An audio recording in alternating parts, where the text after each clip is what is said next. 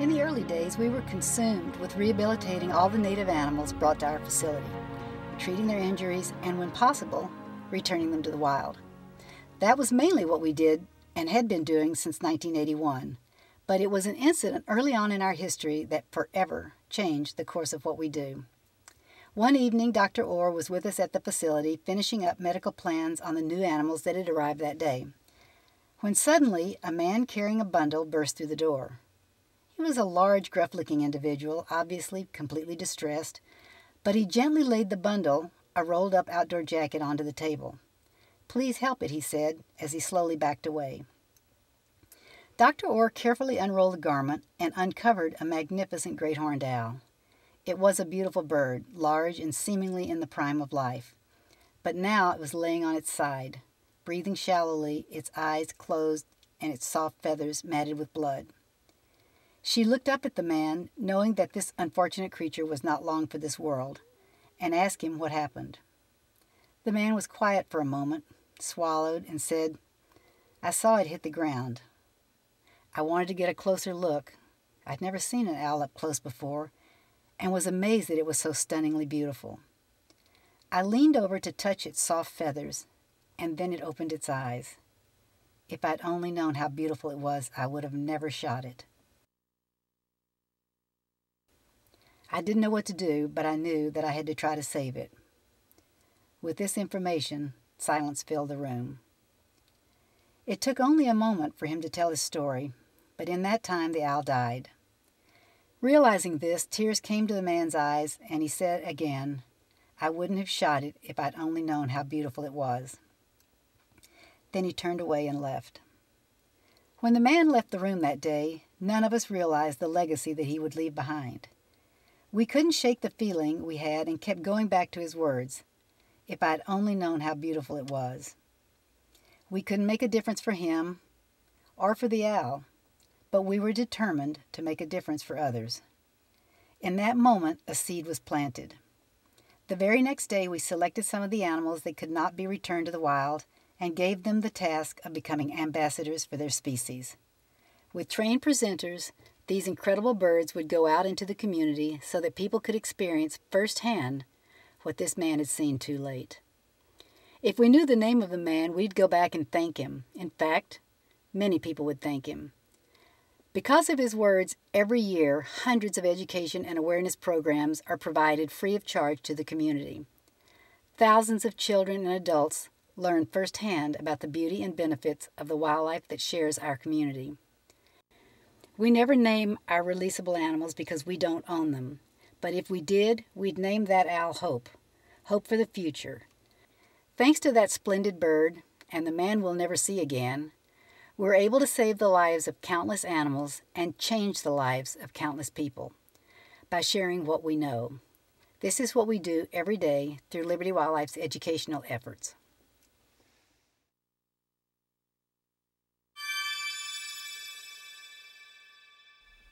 Can an owl turn its head all the way around? What does it eat? How did you get that bird? What happened to its eye?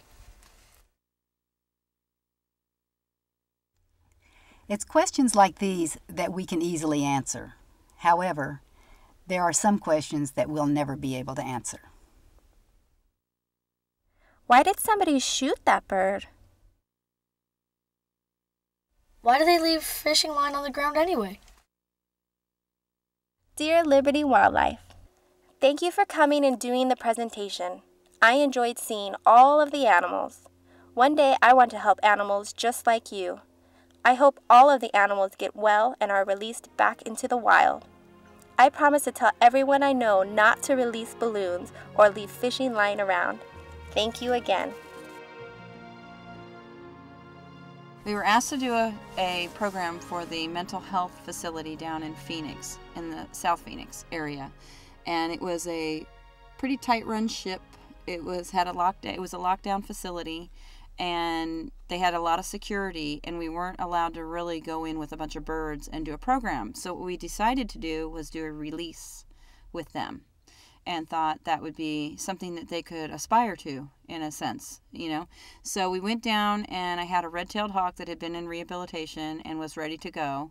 So we gave him a little history about the bird, and we talked about Liberty Wildlife and what we do, and that we basically are a hospital, and we get animals in and we take care of them with the hope of re-releasing them back into the wild and giving them a second chance. And they were just so excited about it. We tell the story and we release this bird, and she flies off beautifully, kind of circles around and takes off in the correct direction, which is wonderful. And afterwards, when we were walking back through the facility, there was a young woman. She was African American and probably 9 months pregnant. And she came up to me and started talking to me and asking me about this bird. And she was very intrigued by the bird. And she said, you know, how long had it been there? And it was really sick, and just these really intricate questions for her. When I feel an arm come around behind me, and one of the workers gets between the two of us, and she goes quiet and she walks off. And I find out afterwards, one of the directors comes up and they said, that is the most amazing thing. She has been here for about 3 months and has not spoken. And one of the questions that she asked me before we split up was, do you think I can do that? And I was like, absolutely. You guys were amazing. I myself am really interested in animals. I really appreciated your presentation today. When I get out, I'm planning to start volunteering at the animal shelters here in Arizona. Because I'm only 16 years old, I hope you guys start your 18 and under thing soon. Your bald eagle taught me a lesson no human can ever teach me. It was representing freedom, yet to a limit. That it's okay to get help from other people when you're sick. Like me. I'm a drug addict, also bipolar, so life isn't easy for me, just like her. But with the help of loving people, I can make it. Thank you so much.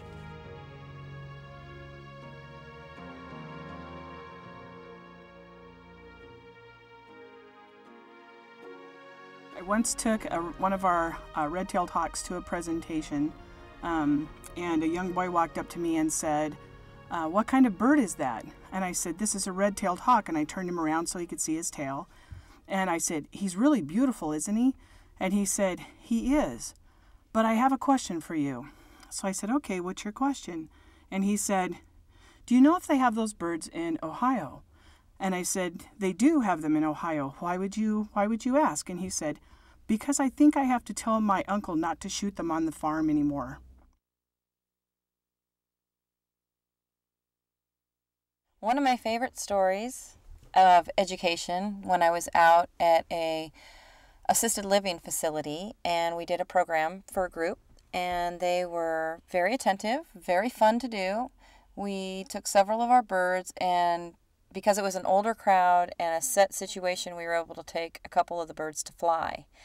And one of our little Harris hawks, Lance, flies very well in crowded areas and close to people. So we took Lance and did him right down the aisleway of these folks and had him fly low. And everybody was thrilled and thought that was really awesome. But afterwards, we had a gentleman that came up and he expressed how much he enjoyed the program, and he began to tell us that he was blind, which really surprised me. He was arm in arm with one of the assistants, and he said he'd been blind for a long time. He had macular degeneration. And he was thrilled to have that bird fly past him because he was able to feel the wind as he flew past him and hear it. And with his eyes, he was able to visualize what that bird was doing and hear him going by. And he just thought that was like the most amazing thing. Well, let's see. I've been in this for about 23 years now. And a lot of the stories that we tell when we're in public, have to do with, what the animal's been through or what we've been doing at Liberty. But, one of the things that really seems to move people a lot is how they've found out that they were involved. And we used to go down to Mill Avenue and do the 3 or 4 day weekend at Mill Avenue where we'd see thousands of people. And one time we were down there and this guy come up to the booth and he starts telling the people in the front of the booth about this eagle that him and his friend had saved. And they had taken it over to the Adobe Mountain Center, and it was really in pretty rough shape, and they asked them to run it over to us at Liberty Wildlife. We stopped him and we says, the eagle I've got on my fist, Apache, that's him. This is the bird you saved, and it's like 12 years down the road now. And he was just floored. He was like in tears. About an hour later, he came back with his buddy that was with him the day that they saw Apache get hit out on Beeline Highway.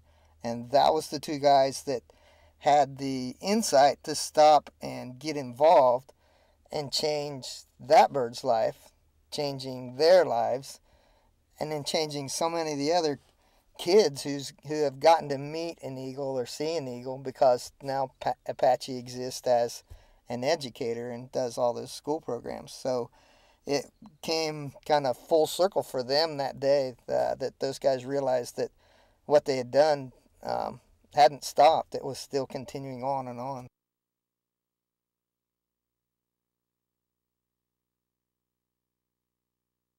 Today, I saw a red-tailed hawk and a turkey vulture.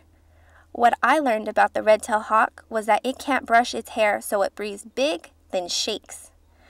Now, what I learned about the turkey vulture was that it has to be bald so no nasty stuff gets in its hair. I also learned that snakes smell with their tongue.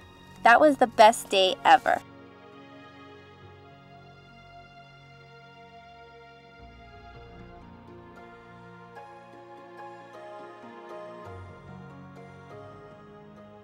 Well, I recently did a program for Liberty at a dementia and Alzheimer's living facility.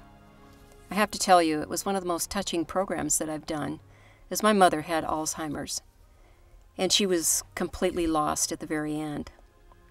These people were lost in the present day, but when I brought the birds out, there was a spark of recognition in almost everyone's eyes as they oohed and they awed, and some actually remembered the birds, but you could tell that had touched something from a world from a long time ago that they did remember, but no longer.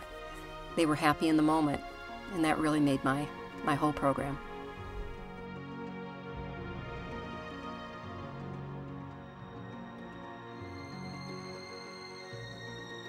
When I'm talking about an owl, and the kids always want to know, what do they eat?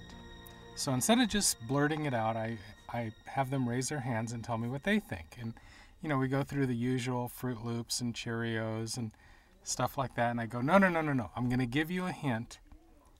It's the same thing as your favorite food. So think about your favorite food. And all the hands shoot up. And I call on somebody and they always say pizza. So I go, no, that's not it. It's skunk, of course. And a huge woo goes out across the room. When I have a peregrine falcon, which is the fastest animal in the world, I try to help the kids relate to the speed, and it's really hard for them. When you say 260 miles an hour, they don't know how fast that is. So I use the usual stuff like, you know, a race car going around Indy is not even that fast, and they typically don't really get that. So I go, you know, when you're late to your piano lesson and mom's driving you, they fly almost as fast as she drives. They love that.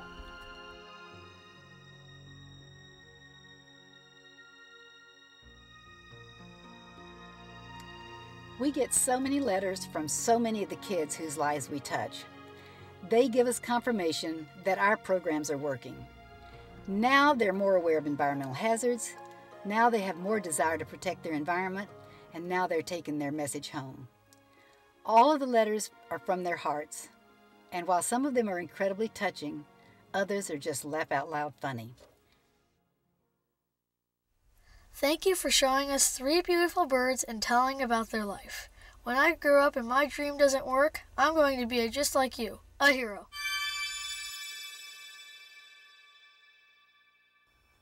The sky was a dark, luminous gray, and the smell of rain slowly drifted to my nose. A strange and foreign red truck pulled up out of a cloud of desert dust. I had no idea what to expect. 3 boxes were carefully nestled in the back, and whatever was contained slowly aroused the box with a shudder. I could hear a small chirping coming from the box as they were being walked over to a table. We followed, and the first hawk was pulled out of the intimate, home-like box. The bird was handed to me, and I held it carefully.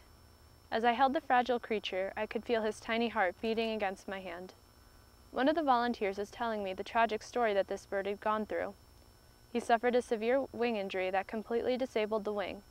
It took many months for him to recover, but with the help of Liberty Wildlife, he was able to regain his strength and was able to fly again. When we finished the story, he looked up at me, and it almost seemed as if he wanted to tell me something. I started talking to him, telling him that he was going to find his new home and that he was free. I knew he understood me. It was my turn to let my bird go. I walked slowly over to the fence and looked down at the bird with careful eyes. He looked right back at me. He understood what I was saying. Before I let him free, I wished him a long and happy life. I told him that he was going to have a new home and that he was free. I stepped forward, raised my hands in the air, and then he looked at me. He knew he was being set free, and it was almost as if he was saying thank you. Then I let go. It was the most beautiful thing I've ever seen. He opened his wings and leaned forward, letting the wind whisk him away to the open sky. I felt overjoyed with serenity. I helped this bird get a new home. I helped him out of the cave and showed him that the shadows are not monsters. I introduced him to the sunlight.